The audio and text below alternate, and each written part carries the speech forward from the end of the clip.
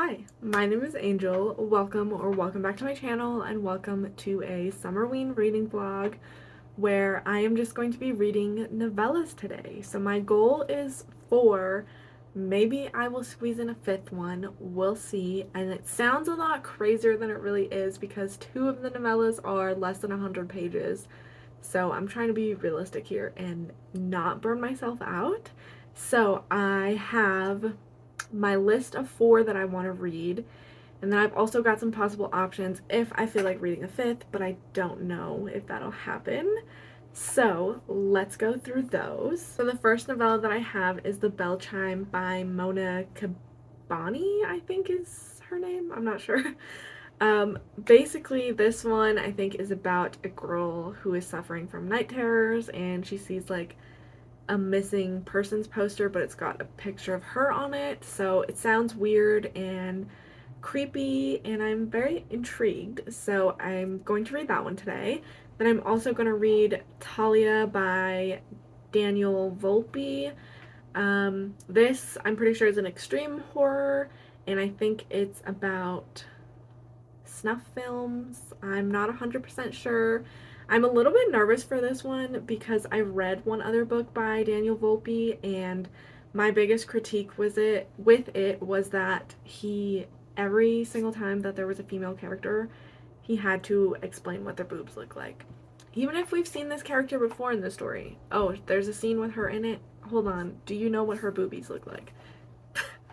Why did I just say boobies? I don't think I've said that word since I was like 10. Anyway, and I've heard a lot of people say the same thing about Talia, so I'm not really looking forward to that.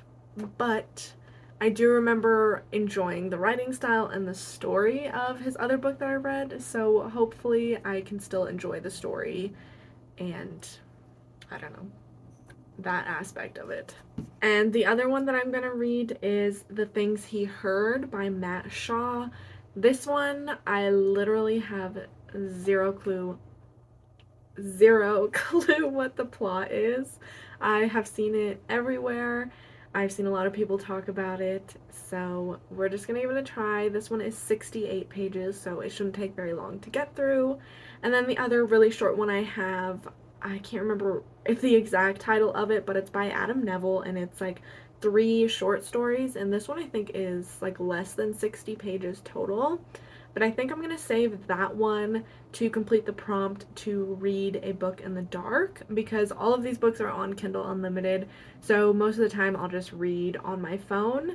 So I figured I could read something really spooky once it gets dark, and I really hope that those stories are very spooky. So we're gonna go ahead and get into it. I think I'm gonna start with The Bell Chime, so stay tuned for that. Okay, so far this book is pretty creepy, pretty interesting. It's definitely weird, and I don't know what the word is, where it's like not based in reality. Like there's something strange going on here, and it's kind of giving me like a Black Mirror feel. So I think that they're just going to, like, they're just about to explain a little bit more of what's happening. So I wanted to stop and do this update before then, because I kind of think that I know what might be going on, but I also might be totally wrong. So we will see. I'm on page 47, so this is going very quickly. It's very easy to read, and yeah, I'm enjoying it so far. It's weird, and I hope that the reveal is good as well, because sometimes reveals in books can be really dumb and then they make me hate the book. But I don't think that's going to be the case here. But I also think I kind of have an idea of what's going on. So I'll let you guys know if I'm right. Okay, I took a little reading break because we are trying to move to an entirely different state at the end of this month, and it has been a freaking pain. So I was just doing some work for that so that we can have a place to live when we move. Anyway, I'm gonna get back into The Bell Chime now. It says I am about 38% through, and it's very interesting because we just got to a part that was called an intermission, where the author was kind of speaking to the reader, and she was like, if you want the story to end here, like, don't read any further. You can just leave it like that and let them have, like, their happy ending. If not, go ahead and keep reading, but let's take an intermission, and I'm going to tell you about my friend Lauren. So I am very curious to see what that is, how that relates to the story. So yeah, I'm going to get back into the bell chime and update you again at some point. And Molly says hello. Maybe she doesn't. I don't know. Okay, first of all, I know it looks like I have not moved at all today just because I'm filming in the exact same spot. It's just the most convenient place to film. Anyway, I just finished The Bell Chime and I am giving it 5 stars.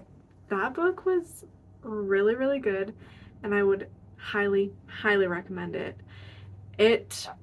First of all, the writing was absolutely beautiful. The story was really good and it was creepy, a little bit spooky, but it was very interesting because it dealt with like mental illness, but it also dealt with like a relationship between two people, and the way that it was formatted, it wasn't just like beginning to end. Like you kind of start at the end of the story and then it jumps around a little bit, but it all makes like complete sense in the end. And I really like the what is it, the afterword, because the author kind of speaks directly to the reader and leaves you with a little question to ponder relating to the story. And I just think it was really, really good. So that was very easily a 5-star for me, and I was able to get through that relatively quickly. Like it wasn't very difficult to read, but the writing style was absolutely beautiful. Highly recommend. It is on Kindle Unlimited. I think I said that already. Um, yeah, 5 stars from me. And I'm gonna be thinking about that one for a while now. And I can't really say too much without like giving away the plot or just what the story's about. But I will say that it definitely leaves you thinking and just questioning decisions that you would make in that situation. Like I said, it's hard to explain without spoiling it, but go and read that book. It was fantastic. So I think I'm going to start The Things He Heard next. This one is shorter. It's like 68 pages. I think I might sit outside and read that one. And I should be able to get through it pretty quickly. I literally have zero clue what the plot is. So I'm kind of going into this one blind, and sometimes that is the best way to do it. So we're going to start The Things He Heard, and I will come back when I've got an update.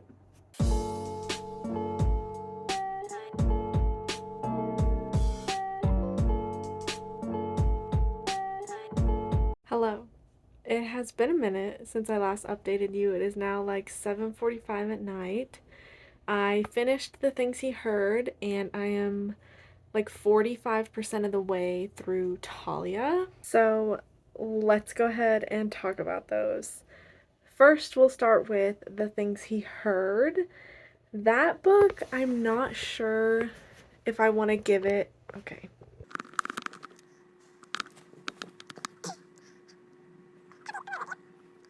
I'm not sure if I want to give that book 3.5 stars or 4 stars. Basically, it's about this kid who is 10 years old, and he has like this voice in his head that is always telling him to do bad things. And he's also like getting bullied at school, and there is some stuff going on like at home in his personal like family life that are like tough to deal with, especially as a kid. So it was very interesting because I feel like, I don't know, a lot of it really had to do with like mental health and things like that. I think anybody who's ever had like anxiety or depression can probably relate to this kid's like inner voice is telling him like, oh, everybody's laughing at you, they think you're dumb, they think you're stupid, telling him to do bad things to himself and to other people.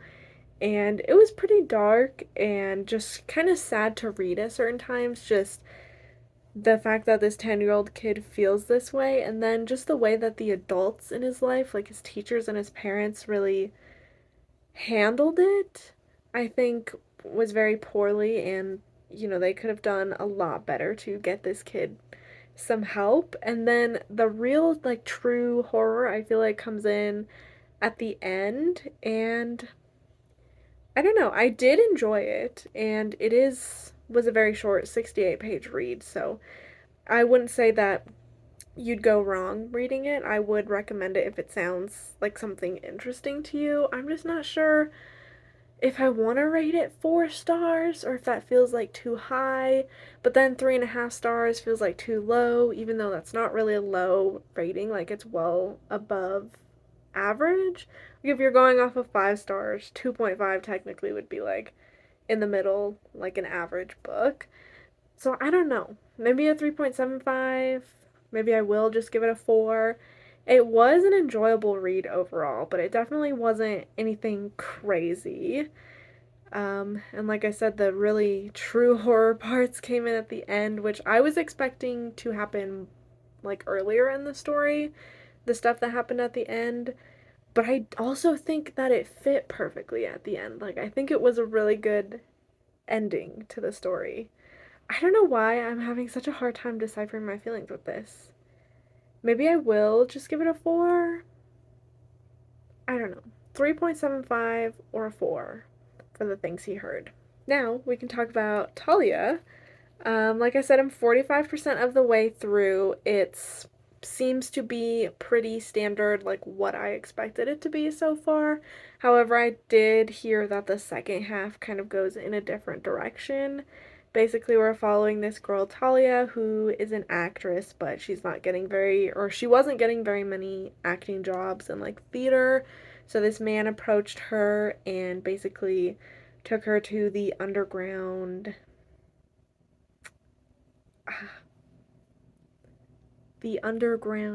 porno scene, and has her doing films like that. But as to be expected, things are getting darker and darker, and the things that they have to do for these films are getting darker and darker.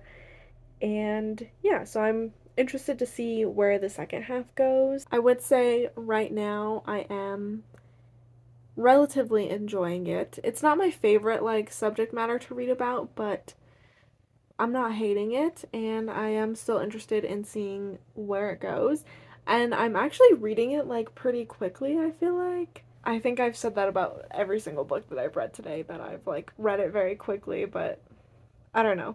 Maybe it's just like the illusion of like reading on your phone where you could just like, it's just so satisfying.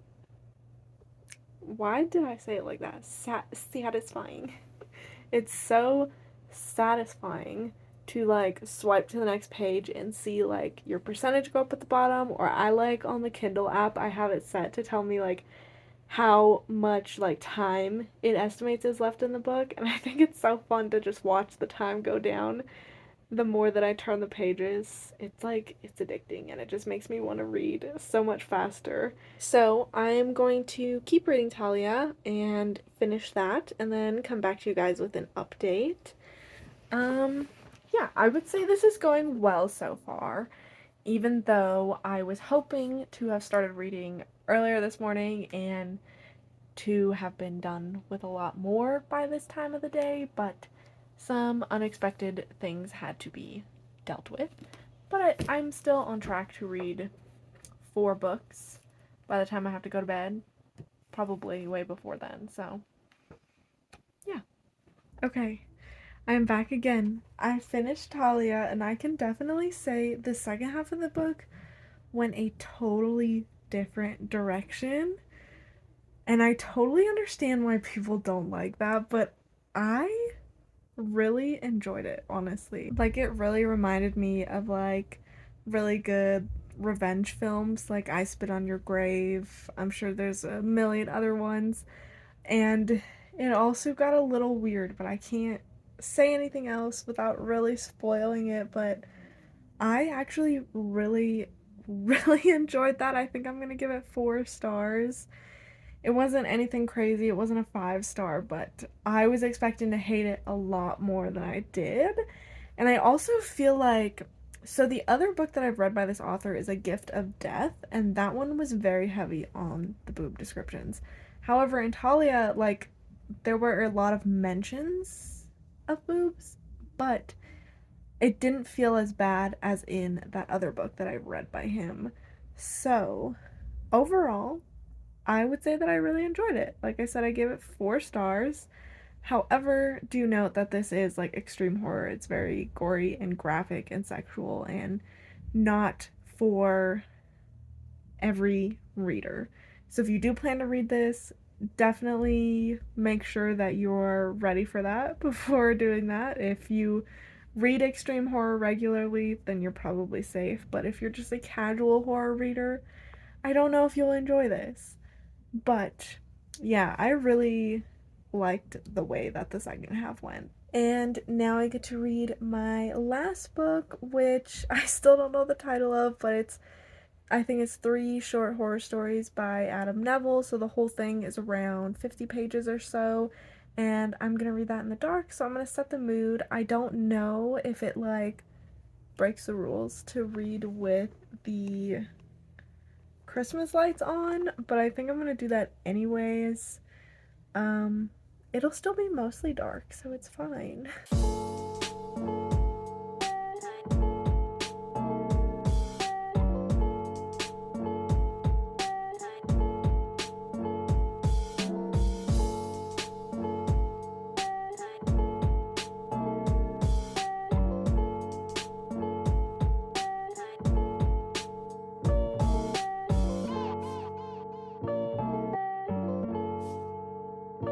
Okay, I have set the mood. The Christmas lights are on. The candle is going. This is one of those crackly candles, so it like makes cracking and popping noises, and it's honestly kind of scary. I always feel like it's about to explode. But me and Shrek here are gonna read the last book. I remember the name of it, and it is Before You Sleep, 3 Horrors by Adam Neville. So I think it's around 65 or so pages. But yeah, we're gonna sit here and we're gonna read.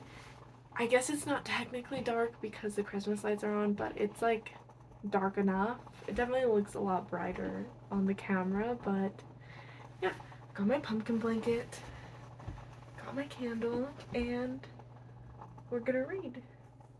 Okay, it is actually the next day. Still in the same spot, but it is the next day because I finished that book pretty late and I had to go to bed because I had to wake up and go to work this morning. Gross, I know. So I just kind of passed out and I didn't really update last night. But I think it was a really good book to choose for that prompt, like to read in the dark and like right before bedtime, because those stories actually were pretty creepy. So I gave every story in this collection 4 stars, so overall I'm giving the whole thing 4 stars. And I really feel like, I don't know, just the vibe it gave me was very much like scary stories to tell in the dark, but for adults. So if you were a fan of those books as a kid, then I think you would like these stories if you're still into horror and that type of thing. So let's go ahead and go through all 3 of them and just a little bit about what they're about. And yeah, so the first one is called Where Angels Come In, and it's basically like this little small town urban legend about this like house up on a hill that people believe is haunted, and kids go missing in this town and are never seen from again. So, as children do, 2 boys decide that they want to go to this house and check it out and see what's inside, and they kind of uncover the mystery, the horrors that are lurking inside this house.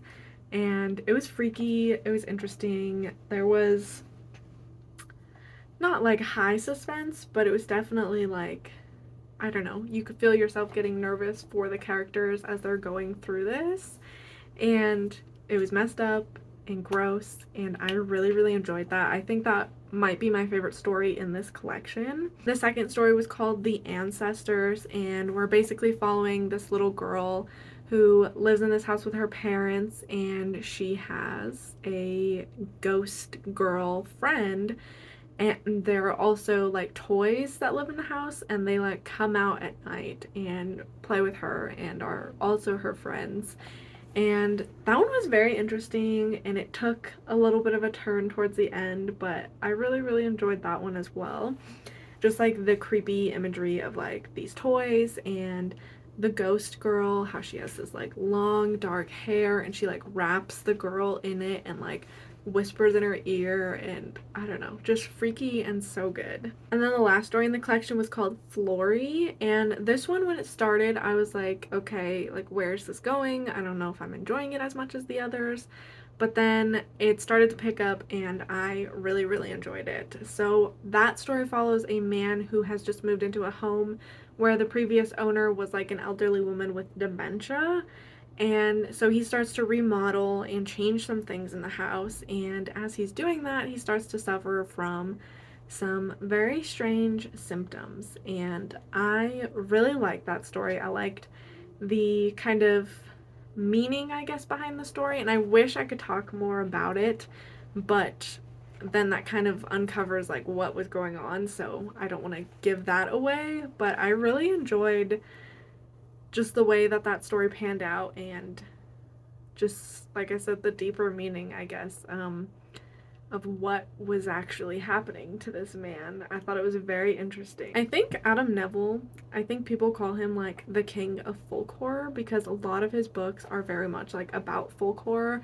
And funnily enough, this is only the second book that I've read by Adam Neville.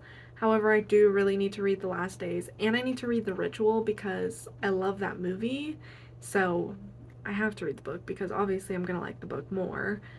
But he's got some very good stories and just like a unique style. And I think this one isn't his only short story collection, so I'm definitely gonna have to read some of his other short stories. But I thoroughly enjoyed these. Once again, if you are a fan of scary stories to tell in the dark, then you'll probably like these short stories as well. And that is a wrap on my 4 horror novellas vlog. I don't know if this last one really counts as a novella because it's like a short story collection, but we're gonna count it anyways. And with that being said, I have a full-length Summerween vlog coming out later this week, so stay tuned for that if you want to see the other books that I read for Summerween, not just the novellas. And thank you so much for watching.